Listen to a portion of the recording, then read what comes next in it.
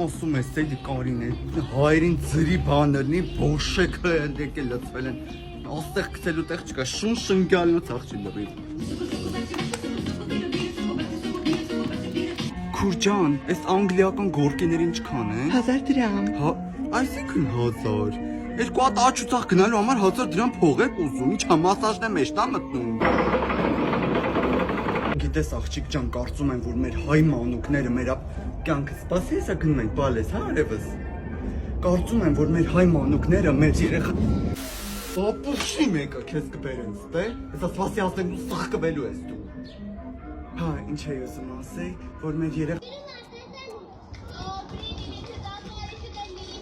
Բալես, դու մի հատ մաման խմի է ծոք, գիտենամ է չամա։